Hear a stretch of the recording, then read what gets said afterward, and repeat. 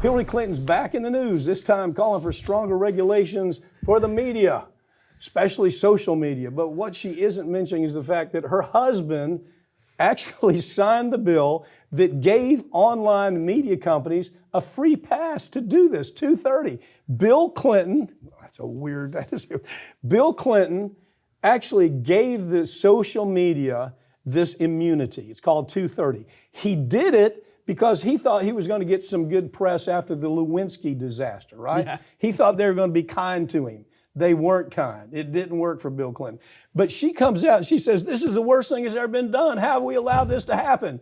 Well, you might want to ask hubby about how it happened. Yeah, right? and she specifically called out Section 230. Yes. Without, yes. I mean, look, if you want to know about it, go home and say, Bill, while we're here, let me ask you, why the hell did you do this? Right, 1996 he did it. So she knows full well that her husband is the one who put this in place. And so it is weird that she is on this crusade because some of what she says is correct. We do need stronger controls, but unfortunately not the controls that she wants. This is the person who just a month ago told us anybody caught spreading what she considers Russian propaganda should go to prison. Yeah, in other words, if we do a story and it says anything like Ukraine, we say Ukraine's a big mistake for the United States. Well, that's Russian propaganda.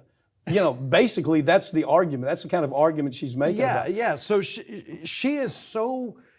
She's right and still so wrong about this because this is a personal vendetta. Yeah. She is still upset about the 2016 election. She thinks that Russia buying $100,000 worth of ads on Facebook. It was 175. 175. Yeah. Well, okay, then in that case, they absolutely had to did. be 100. Yeah. But she still wants this control because she wants all these bad people that went against her silenced. It's a lot like Donald Trump who wants to silence opponents. Why is she even around? Why is she still relevant? Why do we have to listen to her anymore? It's like that child who can't go away. You know, she's lost, and you say, Hillary, you lost because you were a bad candidate. You lost because you had bad people running your candidacy. You lost under impossible odds. Who in the hell would lose to Donald Trump? But you did it. And it's almost like she can't get that out of her head, so she just won't go away.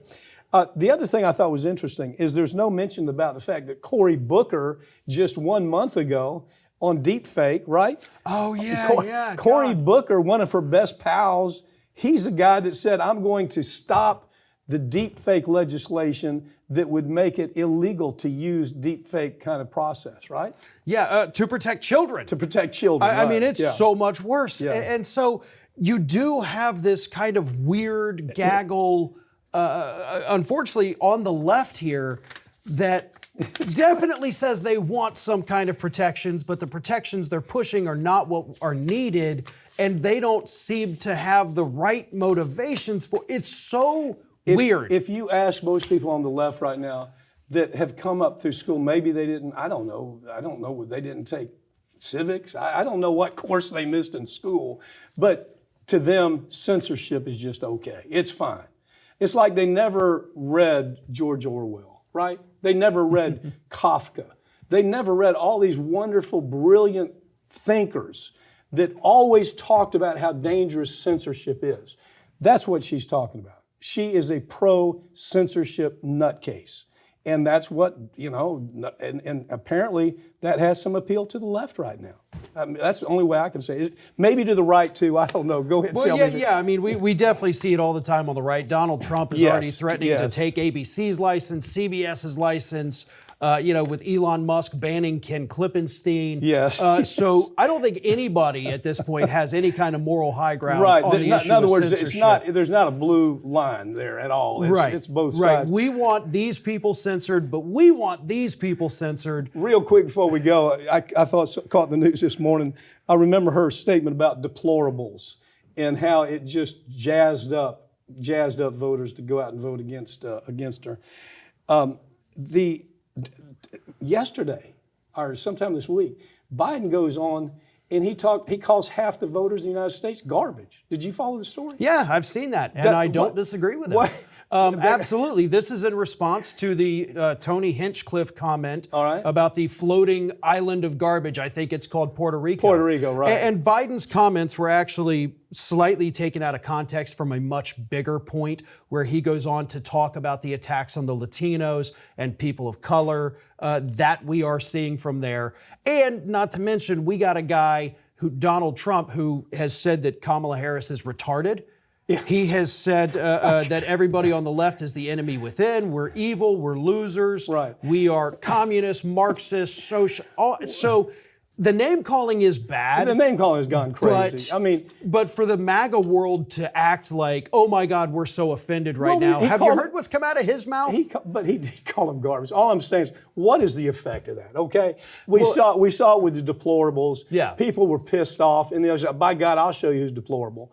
And I think the same thing's going to happen here. I'll show you who's garbage. I mean, I'm not saying there's a right or wrong here because it's on both sides going on. But the net effect, I think, is substantial. If you want to know the truth, I think this idea of what was George Lopez that called Mexican thieves the same week that the comedian said that Puerto Rico was garbage, though that's just almost become the norm, right? It's almost, we expect it every day now. It's just part of what we turn on the TV, read the newspaper. It's kind of crazy talk we see every day. Well, because there's no statesmanship anymore. Yeah. There really is no, let's sit down and have a rational conversation. It's the outrage machine. Fair. And we've seen this we've covered it for decades here. Oh, yeah, we have. You've got, if you want to be in the news, you have to say something crazy and insane. Otherwise, that may be it. You don't get the headlines. That may be it. Does Nazi, fascism, Hitler, do most people even know what a fascist is? The fascist thing has been used to the hilt, and I don't know what kind of effect it has. What do you think? Do you think the average person says, oh yeah, I know my history, and I'm seeing this replay itself? There was a poll I covered a couple days ago. 50% of the country, when presented with the definition of fascism in this poll, 50% said, yes, that applies to Donald Trump. Yeah, when they know what it is. Yeah, when they explain it like this is... The other part of it is less than 25% even know what it is. I mean, it's that bad. But somebody's told them, yeah, fascism, Hitler, Nazi, and I just think it's not resonating because, by God, both sides need to talk about substance. Get back to the fact, why should we elect you? Not because you're calling, what do you call, you say he called Harris retarded. Yeah. and he repeatedly calls her low IQ and all these things. In what world did that used to work in? I mean, as you and I were growing up, what time can we ever even say, yeah I remember that happening? It's just that crazy. I don't know, man. Maybe it'll be over in a week. We don't even know if it will. If Trump loses, maybe it all goes away. You're thinking Harris is going to win. I'm not so sure. I think it's a close race. Oh, it's very close, no matter what. But I still think she has an edge. The polls that came out this morning in Michigan finally have her 5 points ahead. Wow. She's made huge inroads with black male voters and the youth vote. Yeah. So we will see, but I think the last month in general with the hurricanes, that kind of devastation, craziness, just I don't know. In other words, your instinct is telling you she's going to win. That's instinctively, that's what you feel. Yeah. Okay. But again, I don't want to say I know it's going to happen because there's too much weirdness in the country. I don't even look at polls anymore. I mean, really. I mean, like you say, she's 5 ahead. I wouldn't even. To me, a poll is meaningless because it's driven by such. Sometimes maliciousness, sometimes just absolute poorly done, so you don't even know what to expect. Farron Cousins, it's thanks for joining me, okay? Thank you.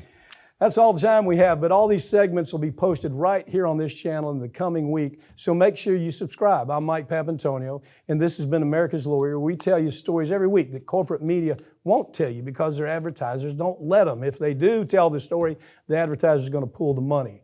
Or they're so tied into a political party, they're so Republican or they're so Democrat that they can't color outside the lines and actually tell you the story.